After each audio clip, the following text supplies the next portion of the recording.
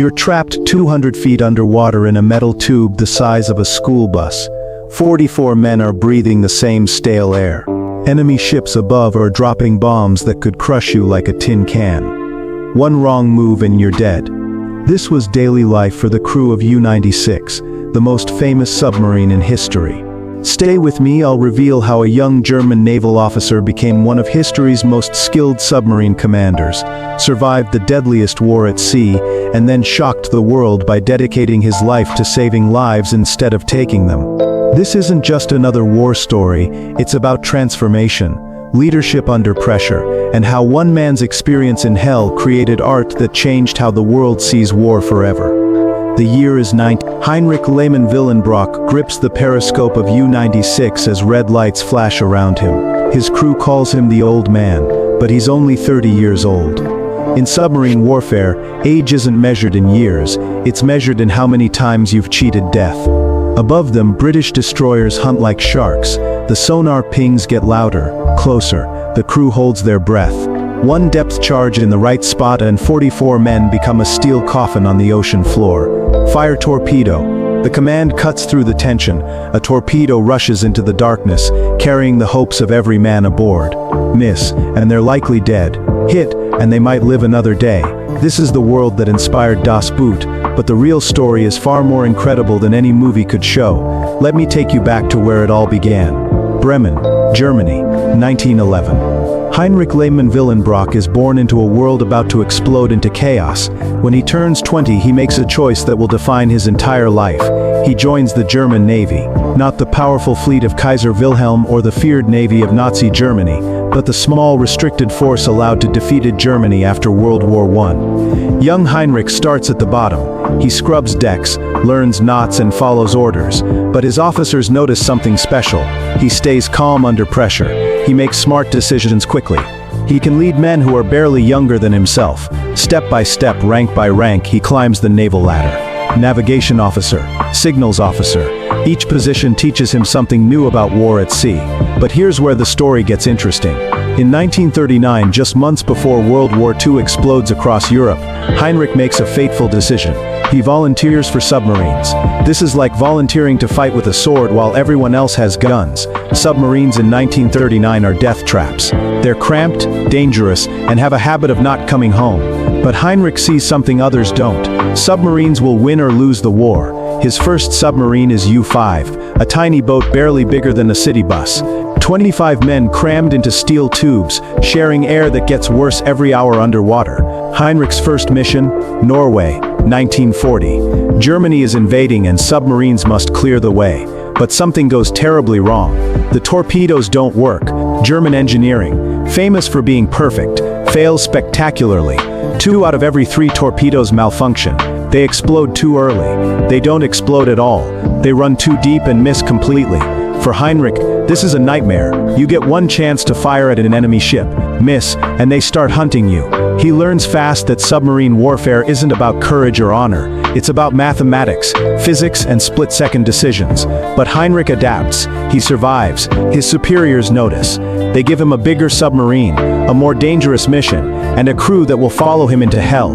Enter U-96. This isn't a tiny coastal submarine like U-5. This is a Wolf of the Atlantic, 220 feet of steel death designed for one purpose, sinking Allied ships. She can dive to 750 feet, deeper than most skyscrapers are tall. She carries 14 torpedoes and a crew of 44 to 60 men depending on the mission. Her range, she can cross the Atlantic twice without refueling. She's Heinrich's weapon, his home and potentially his tomb. September 14, 1940. U-96 is commissioned with Heinrich in command. After 3 months of training that pushes men and machine to breaking point, she joins the 7th U-boat flotilla in Saint-Nazaire, France. This base is carved into the French coast, protected by concrete bunkers so thick that Allied bombs bounce off like pebbles. December 4, 1940. Heinrich navigates through the North Sea, past British minefields and patrol boats, into the Atlantic hunting grounds. On his 30th birthday, December 11th, he gets a deadly present, convoy HX-92. His first target is the passenger ship WWII. One torpedo fired at exactly the right moment sends her to the bottom. Most passengers survive, but 22 people die, including the convoy's commander, This is the harsh reality Heinrich faces every day. Failure means your entire crew dies. There's no middle ground in submarine warfare. You're either the hunter or the hunted, and the roles can switch in seconds. The same day, U-96 attacks the Dutch merchant ship Toba. First torpedo hits. Ship doesn't sink. Second torpedo hits. Still floating. Heinrich surfaces his submarine, risking everything, and uses his deck gun to finish the job. 37 crew members escape in lifeboats, but one capsizes in rough seas. The ocean doesn't care about nationality or politics. It kills everyone equally. Over the next 26 days, Heinrich and U-96 become a killing machine. Swedish steamer Storeholm, 1 torpedo, sunk in minutes. Belgian ship Macedonians, struck amidships. Crew has 10 minutes to abandon ship.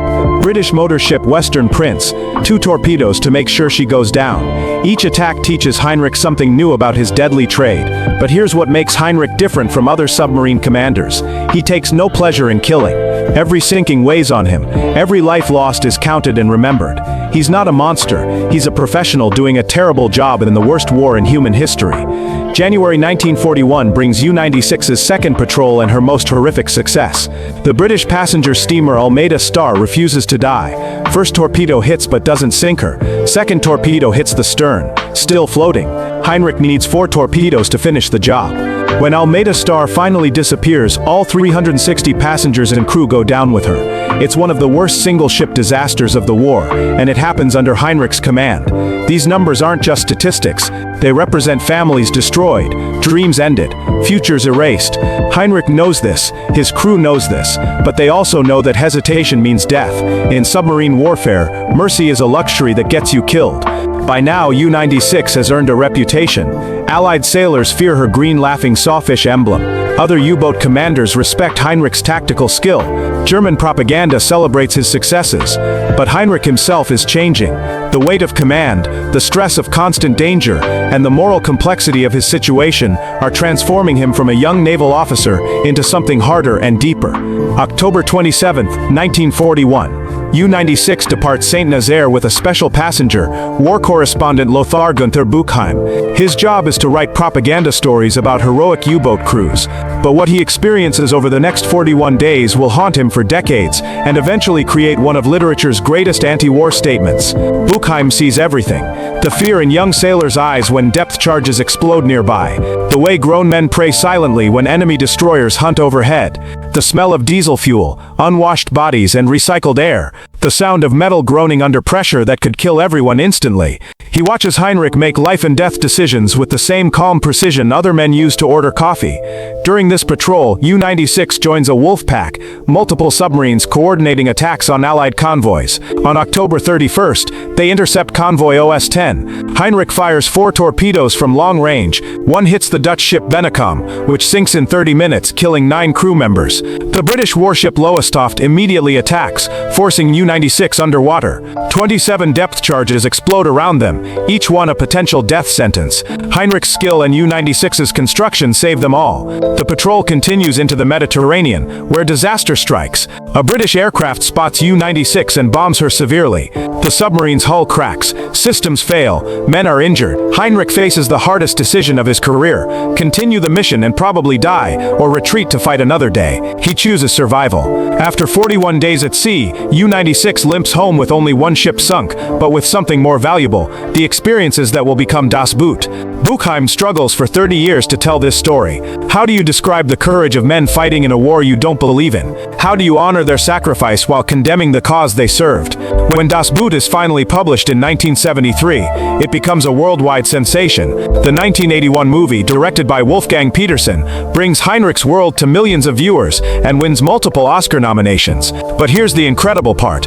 Heinrich never sees a penny from Das Boot's success, and he doesn't care. He's moved on to something more important than fame or money. U-96 completes 11 patrols under Heinrich's command.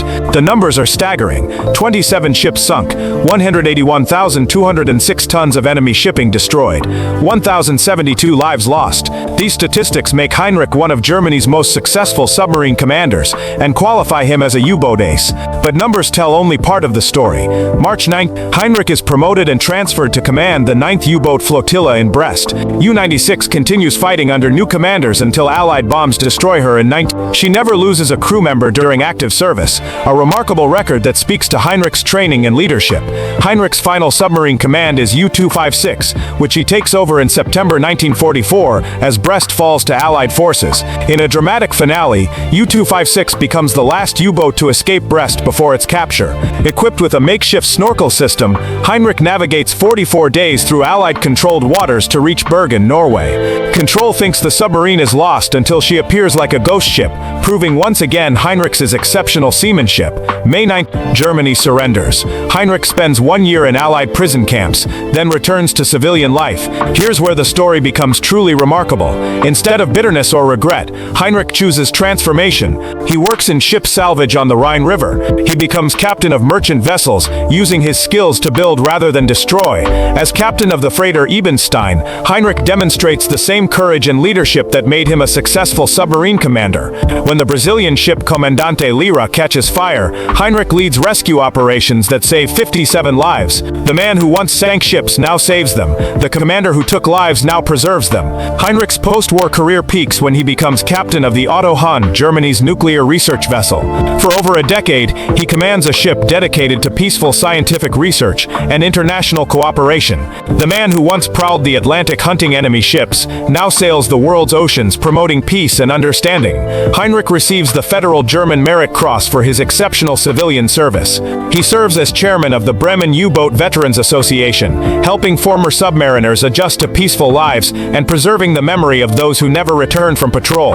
Heinrich Lehmann-Willenbrock dies in 1986, having lived long enough to see his wartime experiences become a powerful statement about war's true nature. His transformation from submarine commander to peace advocate proves that people can change, that warriors can become builders, and that redemption is possible even after the darkest chapters of human history.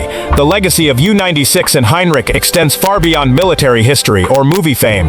In our age of drone warfare and cyber attacks, their story reminds us that behind every weapon and every battle are real people making impossible choices in impossible situations. Heinrich's post-war life shows us that how we respond to trauma and moral complexity defines us more than the trauma itself. Today, as new technologies transform warfare again, the lessons learned in U-96's cramped compartments remain relevant. Leadership means taking responsibility for others' lives. Courage isn't the absence of fear but action despite fear. Even in war, our humanity defines us more than our weapons or tactics.